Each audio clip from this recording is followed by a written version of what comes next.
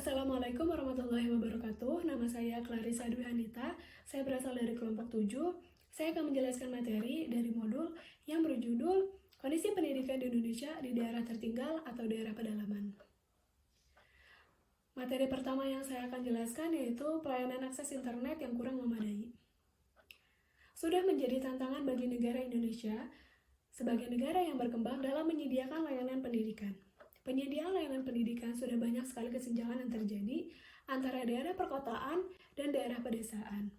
Kesenjangan tersebut dapat terlihat dari pembangunan atau infrastruktur sekolah yang tidak layak pakai, kemudian juga penyediaan layanan fasilitas-fasilitas sekolah yang kurang memadai.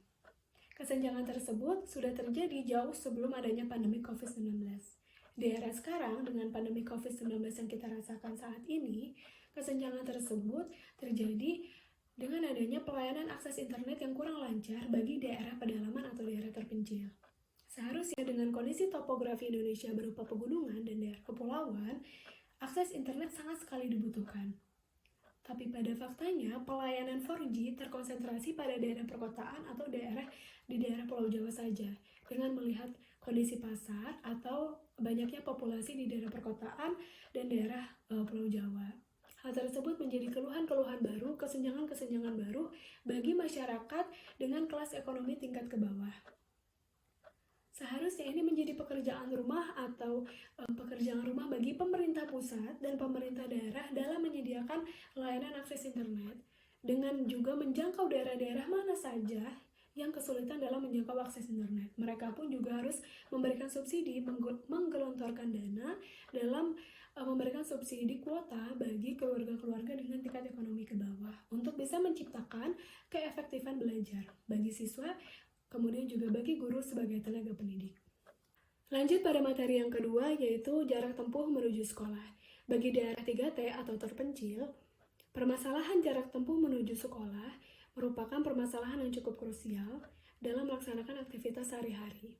Karena dengan jalan yang kurang memadai, kemudian juga jarak tempuh antara sekolah dengan rumah siswa itu cukup jauh, kemudian juga kondisi alam yang cukup membahayakan, bagaimana mereka harus melintasi perbukitan ataupun hutan ataupun persawahan atau bahkan dengan melintasi sungai yang cukup panjang.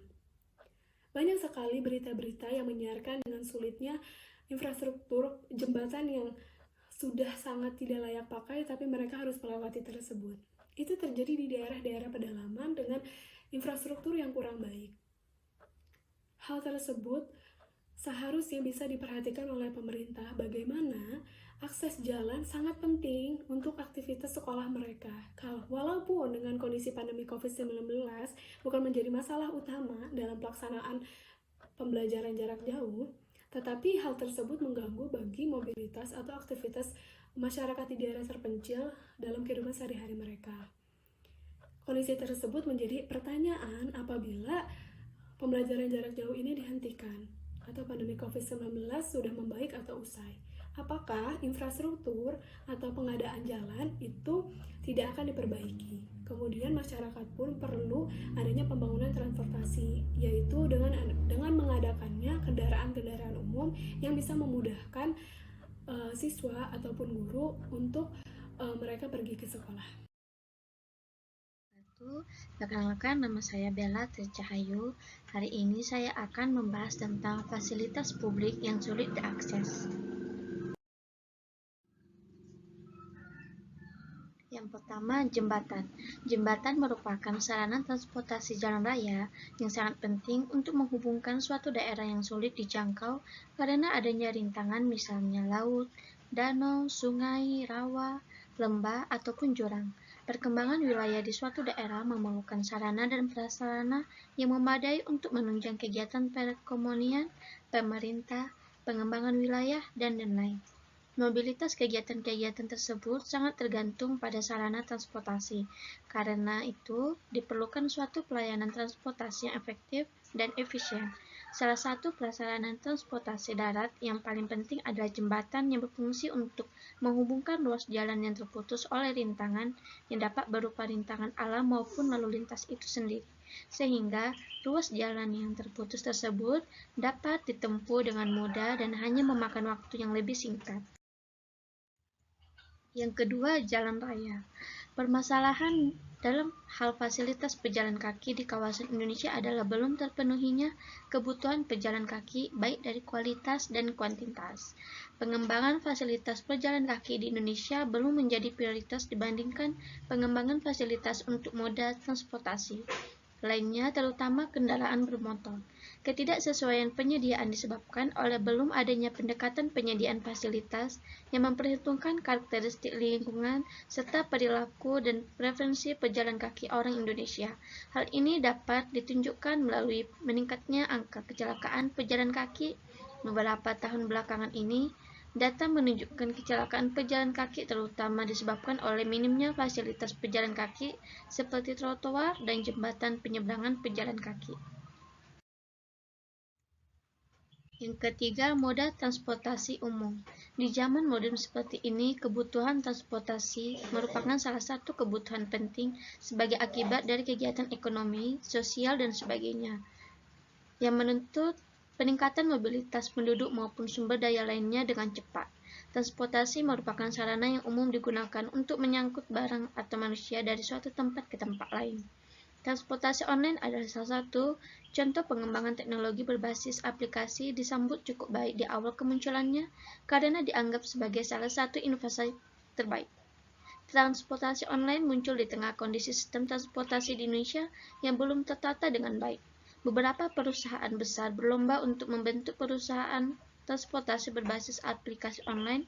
Beberapa di antaranya adalah Gojek, Grab, maupun Uber.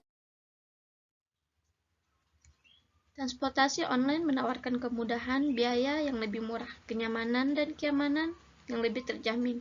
Maka tidak mengherankan jika banyak orang yang beralih dari moda transportasi konvensional ke moda transportasi online. Seiring dengan waktu, kehadiran transportasi online ini menimbulkan kecemburuan sosial bagi transportasi konvensional yang sudah ada sebelumnya, baik ojek, taksi, bus, dan lain sebagainya.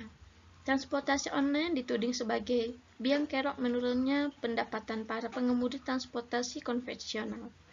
Aksi protes penolakan, penghadangan, dan puncaknya adalah demo besar-besaran yang menolak kehadiran Gojek, Uber, dan Grab dilakukan oleh para pengemudi transportasi konvensional. Salahkah dengan adanya aplikasi online di bidang transportasi ini? Tentu saja tidak, karena kemajuan teknologi adalah sesuatu yang tidak bisa kita hindari dalam kehidupan ini. Untuk mengantisipasi kemajuan teknologi yang cepat serta inovasi-inovasi terkait transportasi yang murah, mudah, dan nyaman, maka Undang-Undang Nomor 22 Tahun 2009 tentang Lalu Lintas dan Angkutan Jalan diberlakukan.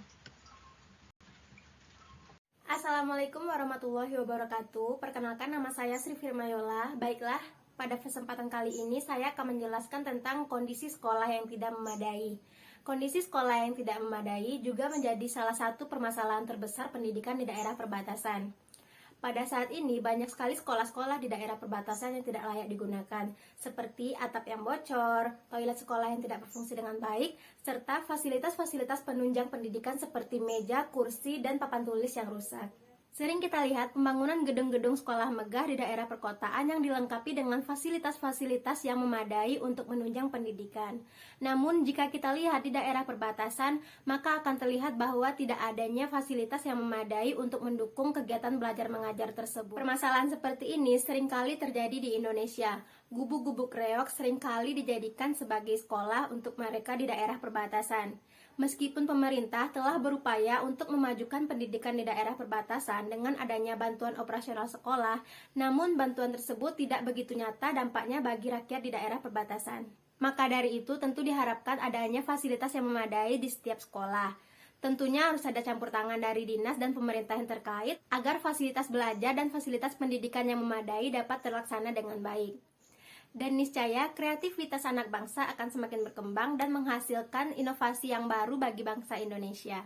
Selanjutnya yaitu sumber daya guru, tenaga pengajar, dan perpustakaan yang kurang dan bahkan tidak layak. Berkaitan dengan manajemen guru, perlu perhatian khusus untuk beberapa hal yang sangat esensial seperti termuat dalam Undang-Undang Nomor 14 Tahun 2005. Pertama, pemerintah wajib memenuhi kebutuhan guru PNS baik jumlah, kualifikasi, kompetensi maupun pemerataannya untuk menjamin keberlangsungan pendidikan.